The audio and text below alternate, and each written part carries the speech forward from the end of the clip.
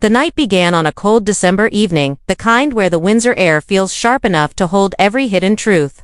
A lone car moved quietly through the gates of Royal Lodge, its headlights sliding over the damp winter lawn.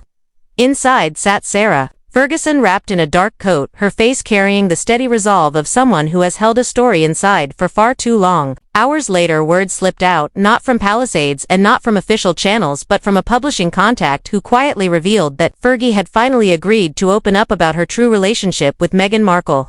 Within moments, the news spread like frost through media outlets across Britain and the United States. It was not the possibility of another book that shocked the public. It was what she seemed prepared to bring into the light. Because if there is one lesson people have learned over the years, it is this. Sarah Ferguson speaks only when she is prepared to shift the atmosphere around her. And this time she was not only ready, she was unwavering. Reporters, who have followed her journey for decades, said her voice carried a tone they rarely heard. It was not defensive, not wounded, and not heated. Instead, it carried a clean edge of certainty. The same certainty she has shown only a few times in her life. Right before stepping into storms, she knew she could not sidestep. The whispers grew stronger.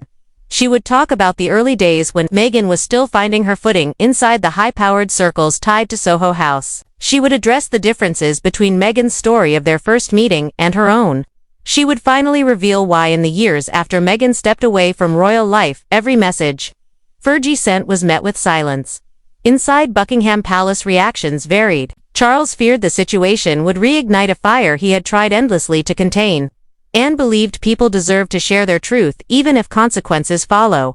William, still cautious after the release of Spare, chose not to interfere. Camilla, concerned that old scandals might resurface, watched events unfold with visible unease. But none of them could slow what was already in motion. To understand why Sarah Ferguson's December choice sent such a chill through the palace, we have to look back at the long, twisting road that shaped her outlook. A road marked by painful scandals, unexpected returns, and a lifetime of balancing loyalty with survival. Long before Meghan Markle entered the royal sphere, Fergie had already lived through every chapter of the outsider experience. She joined the royal family in the late 80s with warmth and charm, only to be met with criticism so constant it nearly crushed her. When financial troubles followed, she became a magnet for tabloid mockery, pushed out and dismissed again and again. Still, she stayed standing, not always gracefully, but always honestly. More importantly, she never stopped observing how the monarchy handled newcomers' mistakes and So when Meghan married into the family, Fergie recognized the signs. Immediately, the dazzling attention, the pressure to perform, and the stark difference between the fairy tale presented to the world and the reality behind palace walls.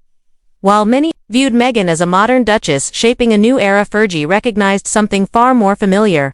Someone stepping into a world that could lift her sky high one moment and pull her under the next. What truly caught Fergie's attention was never Meghan's background or her ambition.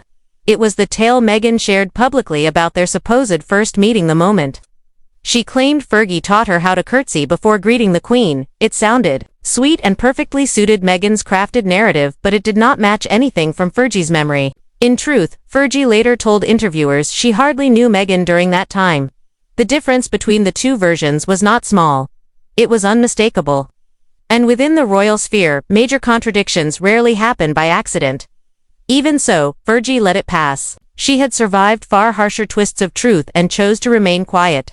But as Meghan's influence expanded and Harry drifted further from the royal family, Fergie began hearing whispers from social spaces she once knew intimately. Soft comments about Meghan's early connections in London, her nights spent at Soho House, and her friendships with people moving in and out of royal orbit long before she met Harry. These were not accusations, only observations. Yet they formed a portrait much more layered than the simple story of an ordinary woman meeting a prince. At first, Fergie kept these thoughts private. Then everything shifted when Meghan moved to California. Messages sent by Fergie were never answered, invitations went ignored, even a small text of support received no reply. The silence did not just hurt. It confirmed what Fergie had suspected from the start. She had mattered to the narrative, not to the individual. Now, with winter settling over Windsor and the monarchy entering one of its most delicate periods, Fergie's choice to speak was no longer personal. It had become unavoidable.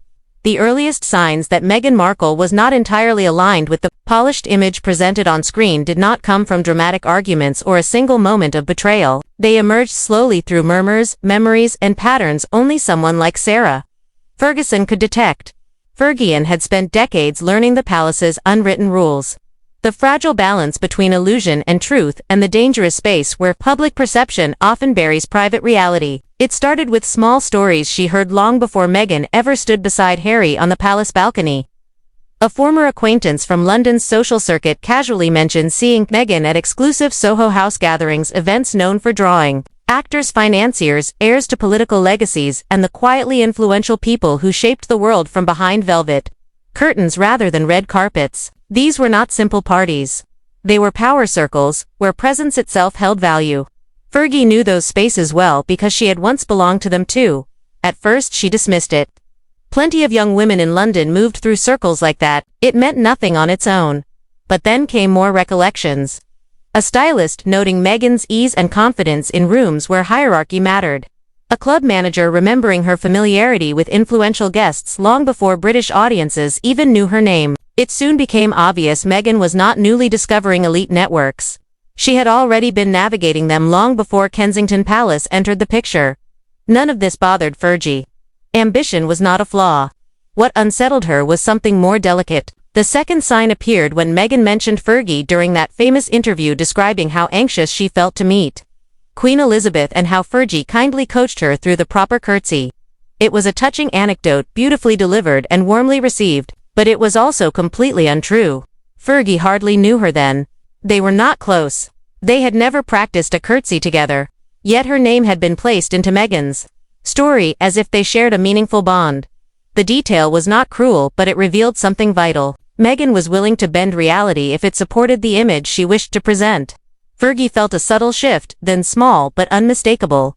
The third sign appeared after Harry and Meghan began stepping away from royal responsibilities. Despite the glamorous image, the public saw the streaming deals, the bright California sun, the polished independence. Fergie sensed something different stirring underneath. She had known exile in her own era and understood that the shift was never as effortless as it appeared, and it certainly never happened without leaving scorched earth behind. So Fergie reached out, not with criticism, not with expectation, but with simple kindness, a small message of support, a gesture born from shared experience, an attempt to build connection where none had truly existed before. But Meghan never replied.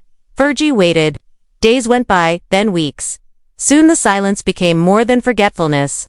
It felt deliberate, as though the link no longer suited the image Meghan was creating in California. It hurt not because Fergie expected loyalty, but because she recognized the warning signs. She had watched enough people rise and then detach from those who no longer fit the story they were crafting. The fourth and most troubling sign, however, came from inside the palace walls. Senior aides serving Charles quietly mentioned that Meghan's curtsy tale had sparked questions within the family. William found the detail unusual. Anne, with her sharp instinct, openly doubted it. Catherine, as gracious as ever, avoided public comment, but privately admitted to a friend that the scene did not sound like the Sarah everyone knew. For Fergie, this was the final confirmation that the narrative adored by the public did not match the reality she remembered. It did not mean Meghan was cruel or dishonest. It simply revealed that her relationship with truth was flexible, shaped by emotion, shaped by strategy, shaped by the need to be understood through her own lens. And now, with winter tightening around, Royal Lodge and the monarchy feeling pressure on every front, Fergie realized something powerful. If she kept quiet, Meghan's version would stand unchallenged and eventually replace everything else. That realization, quiet but weighty, marked the moment the ground began to shift. The early clues that something in Meghan's polished story did not match reality were only the beginning. What followed behind closed doors, through cold palace hallways and guarded discussions, revealed why Fergie's decision to speak carried implications far beyond her own standing. Because once Sarah Ferguson began asking questions, the ripple moved upward, reaching all the way to the king. It started over an unexpected dinner at Windsor, an early December gathering meant to be ordinary. Charles, worn out from weeks of fragile negotiations concerning the monarchy's public image, tried to relax over a simple meal with Anne, William, and Camilla, but someone happened to mention the word memoir. Camilla stiffened. Anne leaned back, her eyes narrowing. William showed no reaction, which was a reaction in itself. Charles, puzzled, asked what was happening. Anne answered plainly. Sarah Ferguson is in talks with a publisher again, she said, and this time Meghan's name is part of the outline. Charles nearly dropped his fork. Camilla spoke first, her voice sharp. Oh, for heaven's sake, is she preparing to drag the entire family through turmoil again? William, calm and steady. Like Winterstone, replied, if she is telling the truth as she sees it, there is little anyone can do. Charles looked at him stunned. Are you suggesting we simply allow it? I am saying, William answered quietly, that paying to silence people no longer works. Anne nodded. If Meghan can present her version, then Fergie has the right to clarify her own. We may not like it, but that is the reality.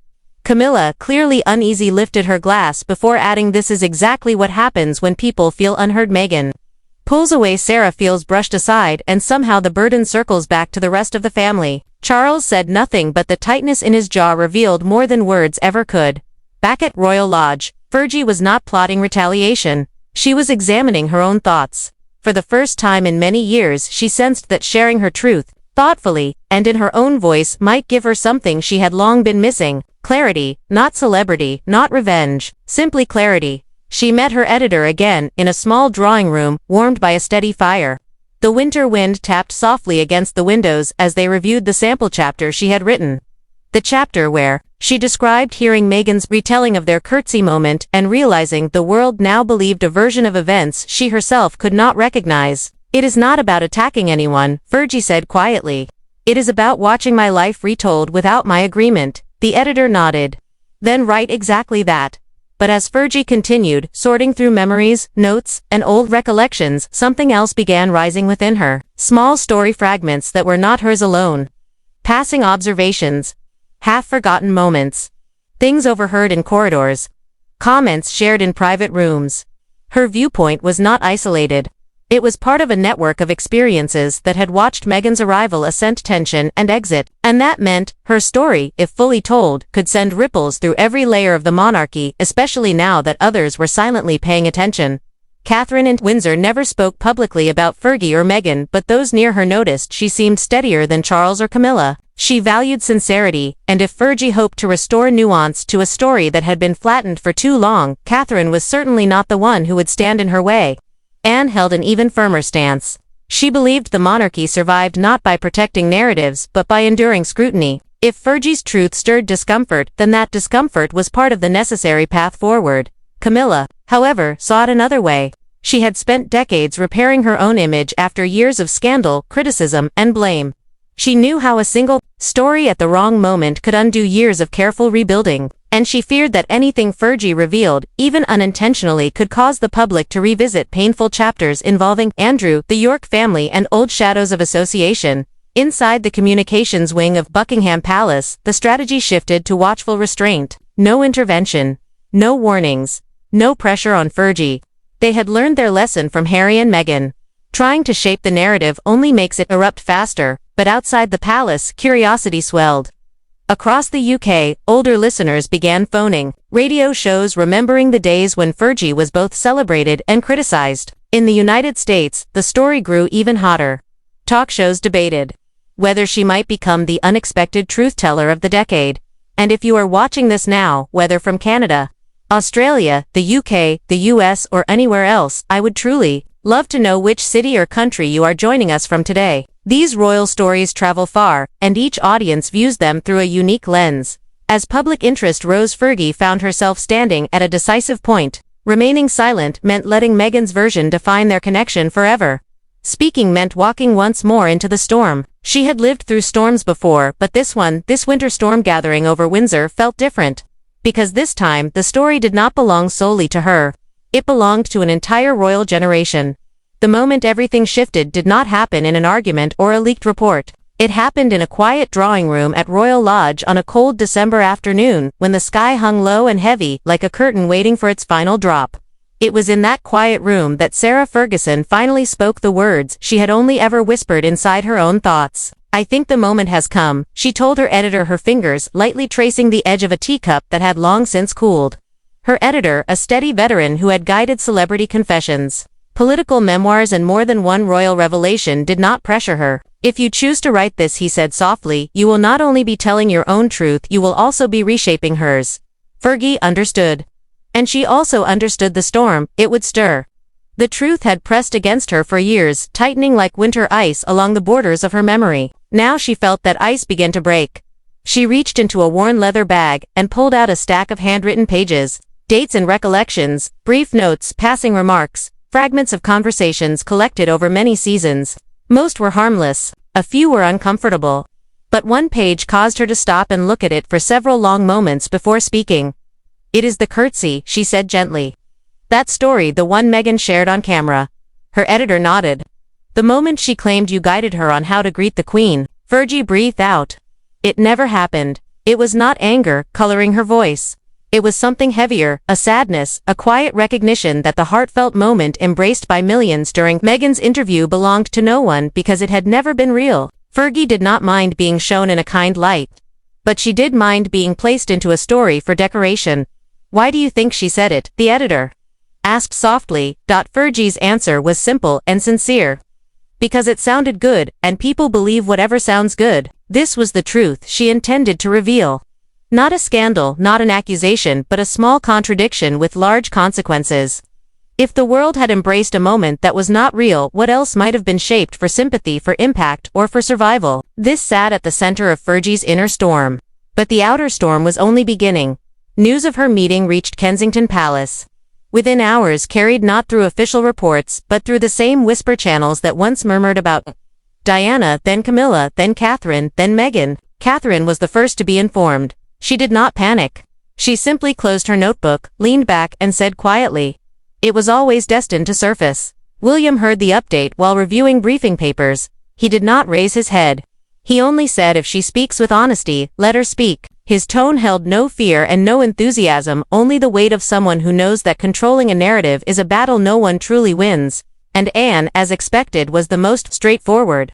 "If Sarah's truth challenges Meghan's, the public has a right to hear it. You cannot build a legacy on borrowed stories." But Camilla reacted in her own unmistakable way. She was a woman who had survived decades of public storms, and she knew exactly how quickly a single story could unravel a reputation she had rebuilt her image slowly and painfully, brick by brick, holding steady through attacks that would have crushed most people now. She felt a familiar tightening in her chest at the thought that someone else's book, someone else's truth might reopen wounds. The family had worked so hard to close. Charles cannot let another memoir shake the foundation of this family, she said sharply during a private exchange. Charles listened, rubbing at his brow, as if trying to ease the history and strain that sat heavily on his shoulders. He understood what frightened Camilla. He understood how fragile Meghan could be under public pressure, and he understood how tired Fergie was of carrying her story alone. But more than all of that, he knew that trying to silence anyone only made the echoes return louder. "Everyone holds a version of events," he finally said. "Perhaps this time we let those versions stand." Across the ocean in California, Meghan remained unaware of the quiet tremors beginning to move around her name. Her team watched the usual online chatter, the tabloid whispers, the journalist guesses, but nothing about Fergie had yet triggered concern. So Meghan continued with her work, her projects, her life. The approaching storm had not yet touched her doorstep in Royal Lodge, however.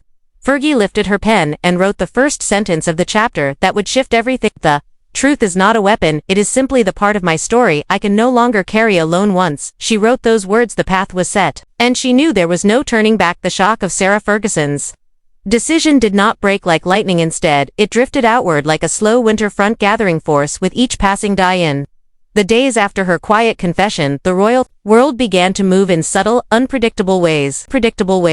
The first ripple came from the British press. By early morning, soft hints appeared in Royal Insider columns. Nothing blatant, nothing reckless, only a thin sources close to the Duchess of York indicate she may soon share personal reflections on her experiences with the Duke and Duchess of Sussex. A gentle line, but undeniably heavy with meaning. Readers saw reflections and Sussex side by side and instantly paid attention. Broadsheets such as the Times approached the subject, carefully framing Fergie's possible memoir as part of a broader discussion about clashing royal stories. Meanwhile, the more dramatic outlets, who had spent years both celebrating and mocking Fergie, leaped in with bold speculations. Some portrayed her as a survivor, claiming her voice again. Others warned she was stepping straight back into the flames. Across the Atlantic, the reaction was far more fierce. American talk shows debated her story with the energy they usually saved for political controversies. Some commentators cast Fergie as a truth-teller, a woman who had endured decades inside the palace machine and now refused to stay quiet. Others feared she would become a new tool used by the media to attack Meghan, a pattern her supporters believed was already too common. A former U.S. diplomat said on air that Fergie's memoir could reshape how the monarchy is viewed in America, where Meghan and Harry still hold broad influence. Meanwhile, a retired British cabinet minister speaking on BBC Radio warned that competing personal stories could further erode public trust during a fragile period of transition for the crown inside the royal household. The atmosphere was softer and more intimate than the debates unfolding in public. Camilla felt the news most sharply, not out of fear for what Fergie might say about Meghan, but because she dreaded a return to old turmoil. She confided to a senior aide that the monarchy did not have the stamina for another round of clashing memoirs, televised confessions, and public blame. "We barely survived the last storm," she whispered one evening. "I do not think we can endure another." In contrast, remained steady and unaffected to her. This was simply the reality of a modern monarchy. People speak, stories overlap, and the institution must stay grounded. "There is truth to be shared," she said plainly, "then let it be shared. We are not fragile." Catherine stayed calm and gracious, as ever. She understood the sensitivity of the moment, yet she also sensed the quiet strength that comes from letting others speak their own truth. The more she considered it, the more she felt that Fergie was not acting out of bitterness, but out of a need for clarity, a desire to reclaim her space in a story that had used her name without her voice. Will kept his opinions behind closed doors during discussions with advisors. His position was firm: no interference, no pushing, no backroom deals. The monarchy would not relive the errors of past decades. Charles, however, carried the heaviest burden. He remembered the years with Diana. He remembered the relentless tabloids. He remembered the books that tore open wounds the family never fully closed. He worried for the institution. He worried for the emotional strain it would place on everyone, Meghan included. He also knew he could not prevent Sarah Ferguson from speaking. The world had shifted toward personal storytelling, openness, and individual truth. Stopping her was neither possible nor wise. So, the palace adopted the stance the modern age required: watchful, intentional, and carefully measured. But beneath that silence, the cold steadily widened, spreading across the monarchy like frost settling on winter ground. One page of Fergie's unfinished manuscript at a time as winter deepened around Windsor, and the earliest whispers of Sarah Ferguson's upcoming memoir echoed through newspapers. Something unexpected began to form: a lesson far more profound than arguments between royals or conflicting accounts of the past. Beneath the murmurs, the early drafts, and the quiet tension running through royal conversations, rested a truth that reaches far beyond palace walls. Everyone carries a story, but not everyone has the chance to share it in their own way. That is the heart of what this entire chapter has revealed. For many years, Sarah Ferguson moved through triumphs and painful lows that would have broken countless others. She lived through ridicule, judgment, exclusion, and eventual forgiveness. Often these cycles repeated without her having any real control. Still, she continued to move forward, slowly rebuilding herself piece by piece, finding ways to survive in the shadow of an institution that rarely offers second chances. So, when she heard her name placed inside a version of events that did not feel like hers, it was not rage that rose within her. It was a familiar ache, the feeling of being reshaped by someone else. From my perspective, this is where Fergie's experience becomes something many people can recognize. Countless individuals outside royal life have felt misunderstood or unheard. They know the sting of watching someone else tell a story that leaves them out or casts them in a role they never accepted. In that way, what Fergie is doing now is not a royal drama at all. It is a deeply human action, a reclaiming of her own voice after years of silence. And whether someone leans toward Meghan's view or toward Fergie's, there is an important message here about truth. Truth is rarely tidy, rarely simple, rarely free of feeling. Most often it appears in pieces shaped by memory, perspective, timing, and the life each person has lived. Meghan told her story as she experienced it now.